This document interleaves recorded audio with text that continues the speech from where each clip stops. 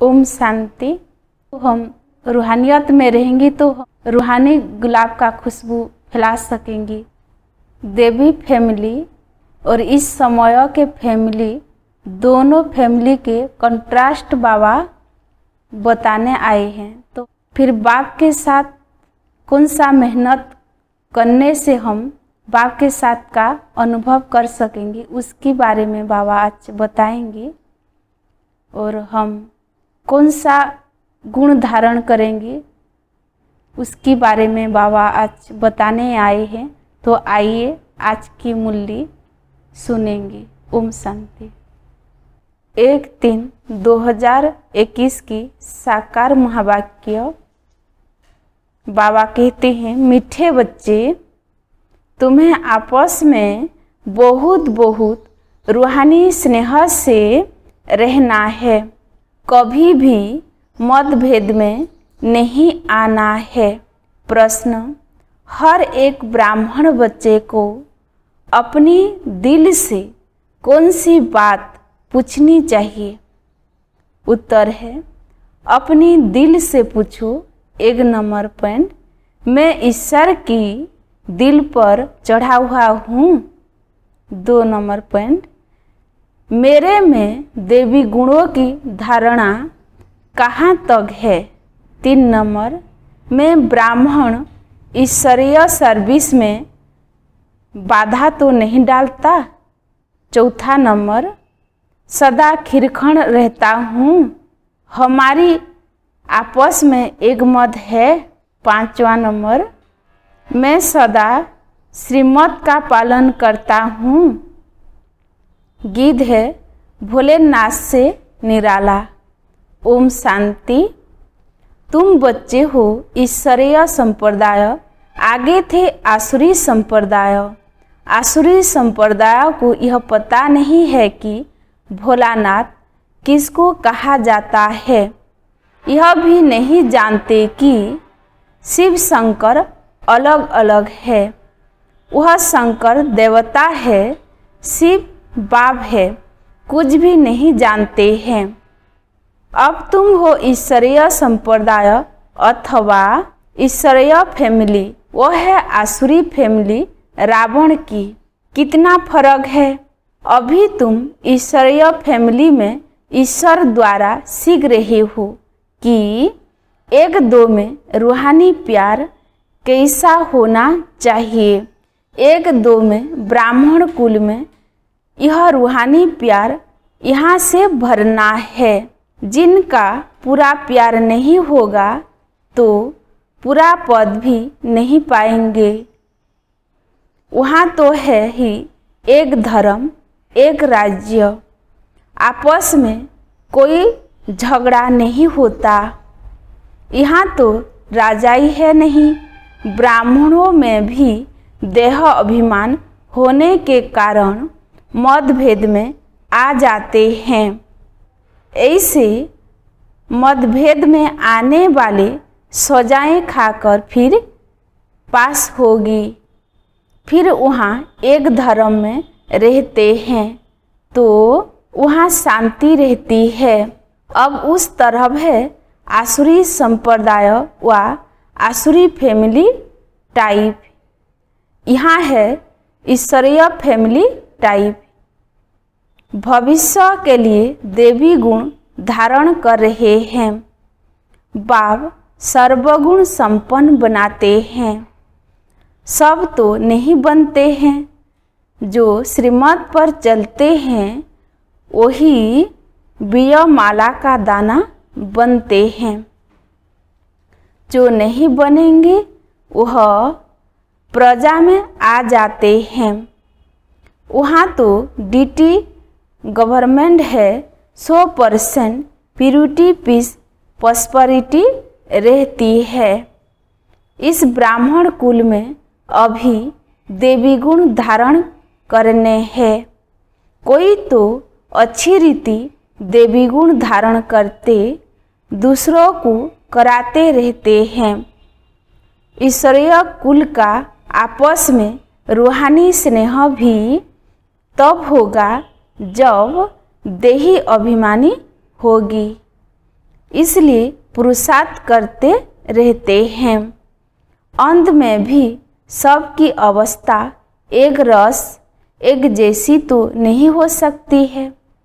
फिर सजाएं खाकर पथ भ्रष्ट हो पड़ेगी, कम पथ पालेगी।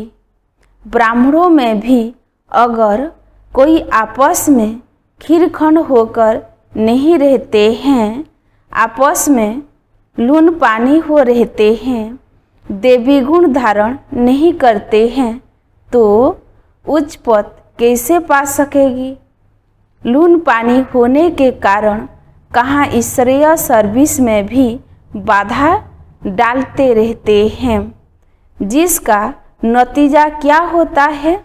वह उतना उच्च पद नहीं पा सकते।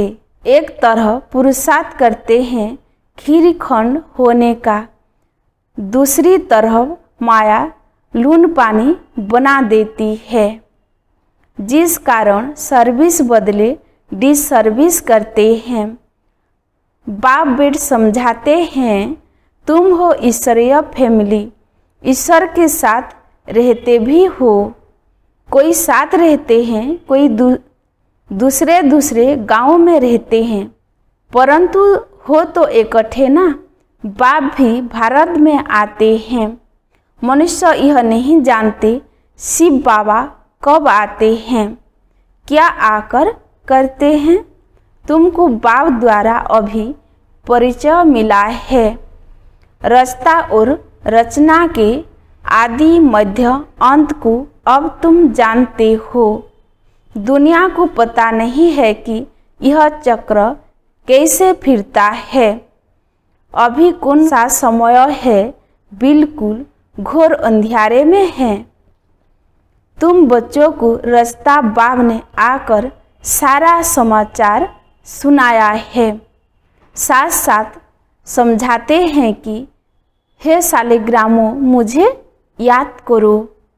यह शिव बाबा कहते हैं अपने बच्चों को, तुम पावन बनने चाहते हो ना, पुकारते आए हो। अभी मैं आया हूँ। शिव बाबा आते ही है भारत को फिर से शिवालय बनाने। रावण ने वैश्यालय बनाया है।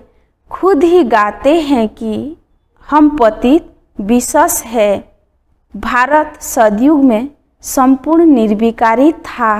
निर्विकारी देवताओं को विकारी मनुष्य पूजते हैं, फिर निर्विकारी ही विकारी बनते हैं।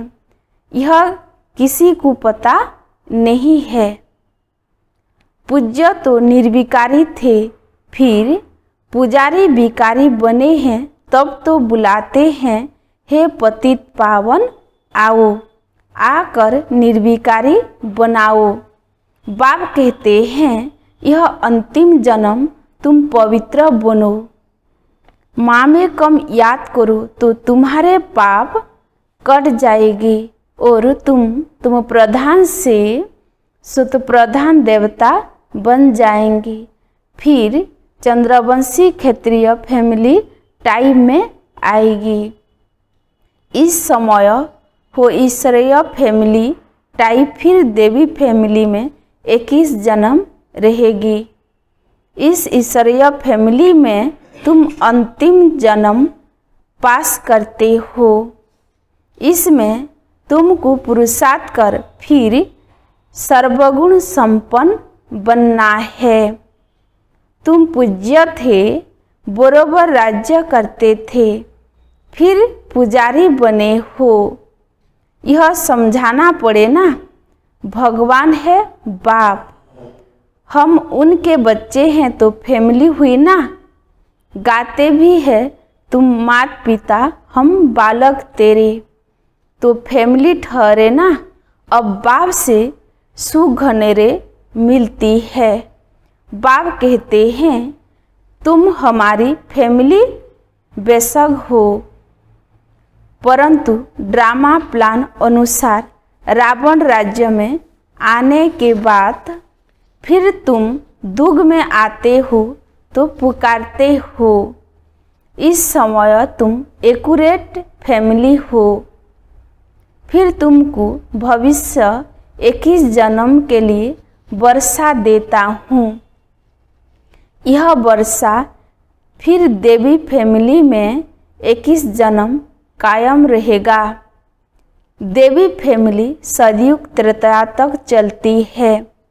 फिर रावण राज्य होने से भूल जाते हैं कि देवी फैमिली के हैं।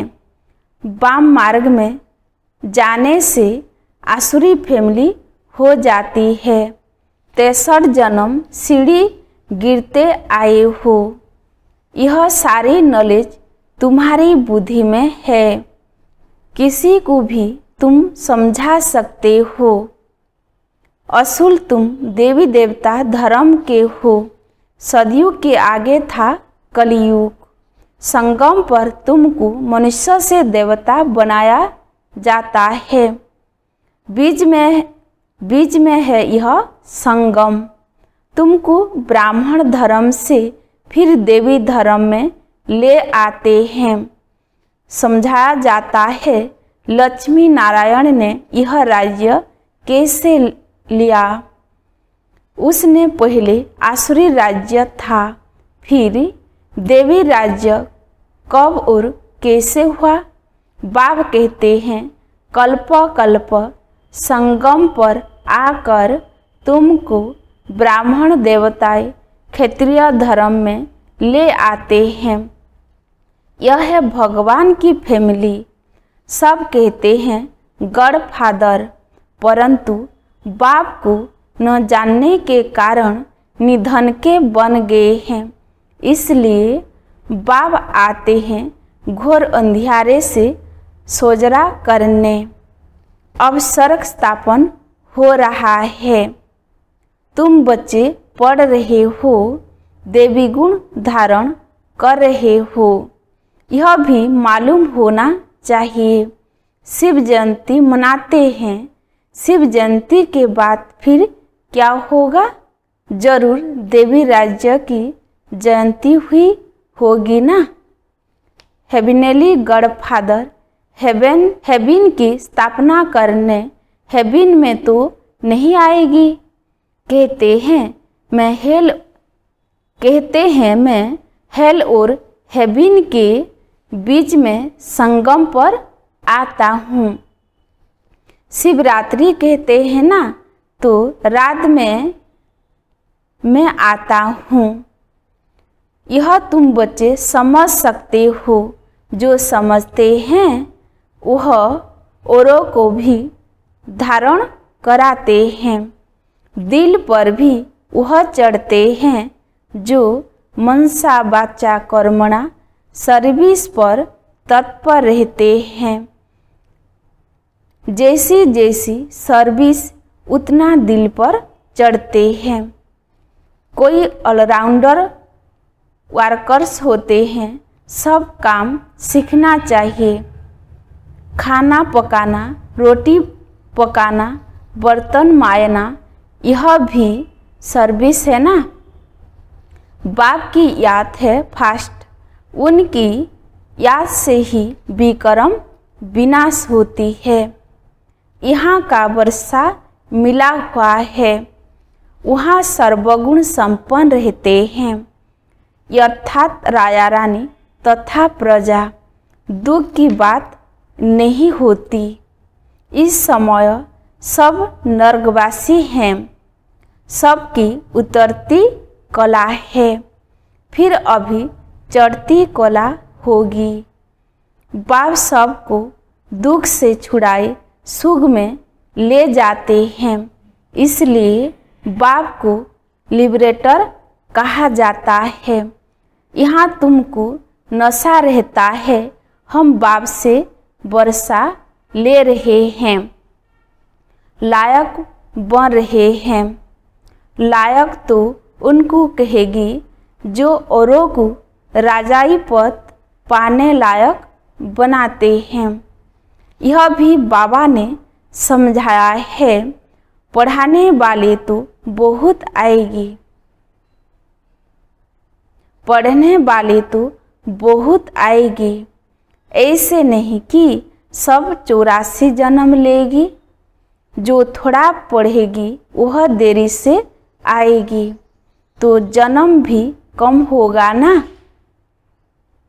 कोई 80 कोई 82, कौन जल्दी आते कौन पीछे आते, सारा मदार पढ़ाई पर है। साधारण प्रजा पीछे आएगी, उन्हों के 84 जन्म हो न सके, पीछे आते रहते हैं। जो बिल्कुल लास्ट में होगा वह त्रेतया अंत में आकर जन्म लेगा।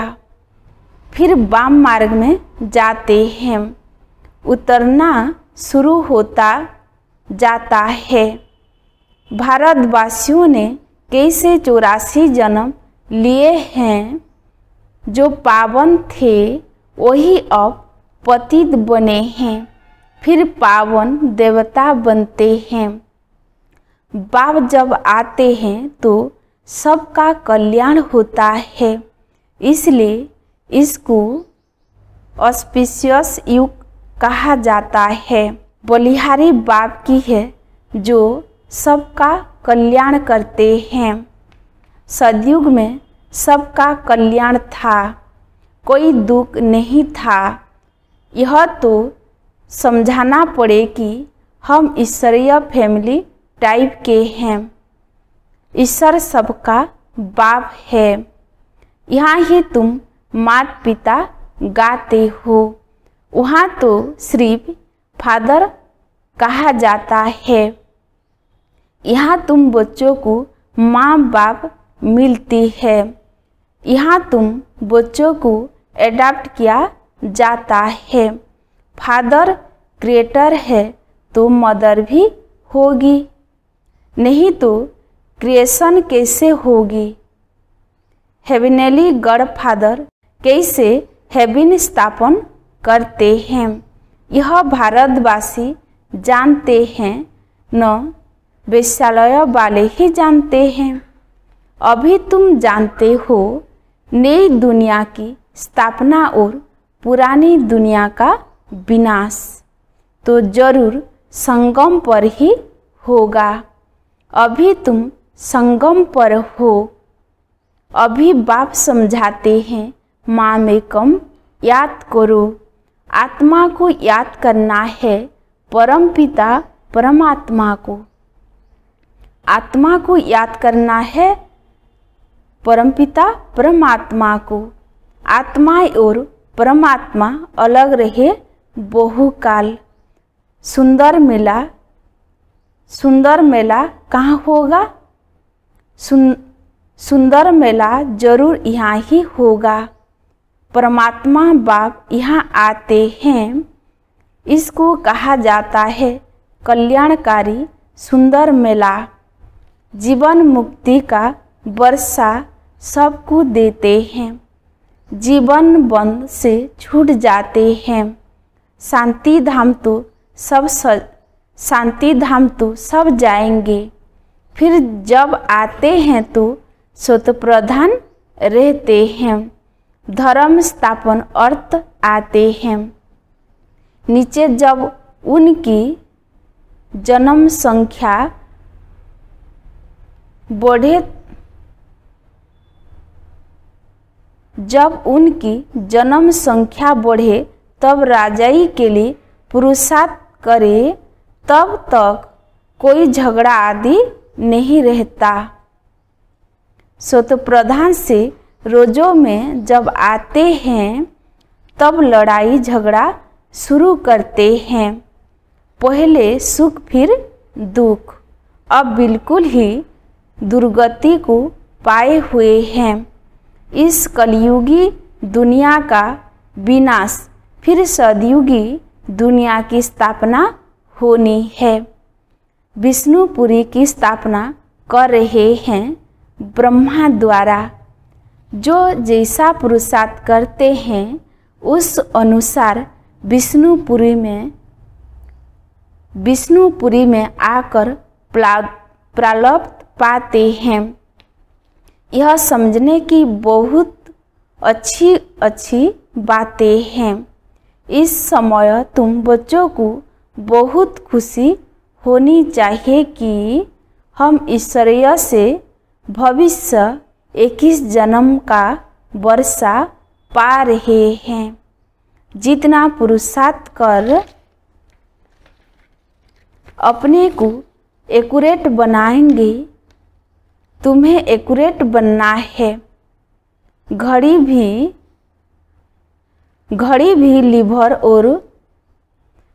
भी लीवर और सिलेंडर होती है ना। लीवर बहुत एक्यूरेट होती है।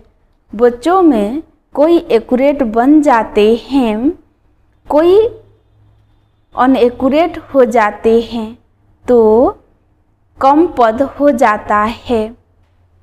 पुरुषार्थ करके एक्यूरेट बनना चाहिए। अभी सब एक्यूरेट नहीं चलते। तदबीर कराने वाला तो एक ही बाप है। तकदीर बनाने के पुरुषार्थ में कमी है, इसलिए पद कम पाते हैं। श्रीमत पर न चलने के कारण, योग में न होने के कारण यह सब होता है। योग में नहीं है तो फिर जैसे पंडित। योग कम है इसलिए शिव बाबा तरफ लब नहीं रहता। धारणा भी कम होती है, वह खुशी नहीं रहती। शकल ही जैसे मुर्दे मिसल रहती है। तुम्हारे फीचर्स तो सदैव हर्षित रहने चाहिए, जैसे देवताओं के होती है। बाप तुमको कितना वर्षा देते हैं। कोई गरीब का बच्चा साहूकार के पास जाए तो उनको कितनी खुशी होगी। तुम बहुत गरीब थे, अब बाप ने एडाप्ट किया है तो खुशी होनी चाहिए। हम ईश्वरीय संप्रदाय के बने हैं, परंतु तकदीर में नहीं है तो क्या किया जा सकता है। पद भ्रष्ट हो जाता है। पटरानी बनते नहीं। बाप आते ही है पटरानी बनाने। तुम बच्चे किसी को भी समझा सकते हो कि ब्रह्मा विष्णु शंकर तीनों है ही शिव के बच्चे। भारत को फिर से स्वर्ग बनाते हैं ब्रह्मा द्वारा। शंकर द्वारा पुरानी दुनिया का विनाश होता है। भारत में ही बाकी थोड़े बचते हैं। प्रलय तो होती नहीं, परंतु बहुत खलास हो जाते हैं तो जैसे कि प्रलय हो जाती है। रात दिन का फर्क पड़ जाता है। वह सब मुक्ति धाम में चले जाएगी। यह पतित पावन बाप का ही काम है। बाप कहते हैं देही अभिमानी बनो, नहीं तो पुराने संबंधियों याद पड़ते रहती है। नहीं तो पुराने संबंधी याद पड़ती रहती है। छोटा भी है फिर भी बुद्धि जास्ती रहती है। छोड़ा भी है फिर भी बुद्धि जाती रहती है। नोष्टो महान है नहीं, इसको व्यभिचारी याद कहा जाता है। सदगति को पा न सके क्योंकि दुर्गति वाले को याद करते रहते हैं। अच्छा मीठे मीठे सीखी लधे बच्चों प्रति माता पिता बाप दादा का याद प्यार और गुड मॉर्निंग। रूहानी बाप की रूहानी बच्चों को नमस्ते। हम रूहानी बच्चों का भी रूहानी माता पिता बाप दादा को याद प्यार और गुड मॉर्निंग। नमस्ते नमस्ते नमस्ते। धारणा के लिए मुख्य सार 1 नंबर पॉइंट। बाप दादा की दिल पर चढ़ने के लिए मनसा वाचा कर्मणा सेवा करनी है। एक्यूरेट और ऑलराउंडर बनना है। 2 नंबर पॉइंट, ऐसा देही अभिमानी बनना है जो कोई भी पुराने संबंधी याद न आए। आपस में बहुत रूहानी प्यार से रहना है। लून पानी नहीं होना है। वरदान, सदा साथ के अनुभव द्वारा मेहनत की अवज्ञा करने वाले अतीन्द्रिय सुख का आनंद स्वरूप भव।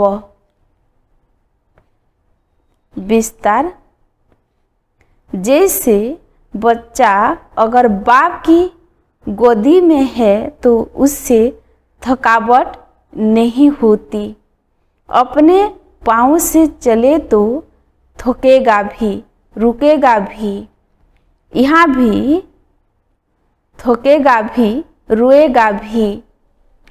यहाँ भी आप बच्चे बाप की गोदी में बैठे हुए चल रहे हो। जरा भी मेहनत व मुश्किल का अनुभव नहीं। संगम युग पर जो ऐसे सदा साथ रहने वाली आत्माएं हैं, उनके लिए मेहनत अविद्या मात्रम होती है। पुरुषार्थ भी एक नेचुरल कर्म हो जाती है। इसलिए सदा अतीन्द्रिय सुख का आनंद स्वरूप स्वतः बन जाती है। स्लोगन, रूहे गुलाब बन अपनी रूहानी वृत्ति से वायुमंडल में रूहानियत की खुशबू फैलाओ। ओम शांति।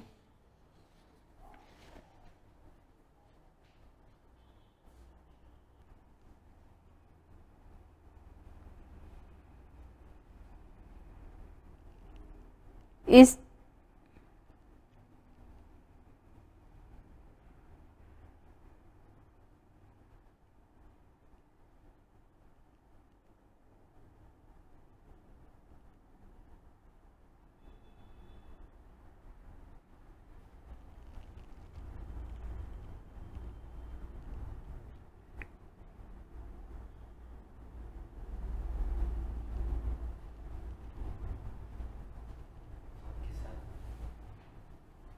देवी फैमिली और इस समय के फैमिली, दोनों फैमिली के कंट्रास्ट बाबा बताने आए हैं। तो फिर बाप के साथ कौन सा मेहनत करने से हम बाप के साथ का अनुभव कर सकेंगे, उसके बारे में बाबा आज बताएंगे।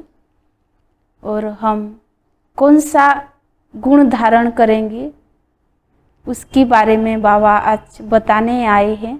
तो आइए आज की मुरली सुनेंगे। ओम शांति।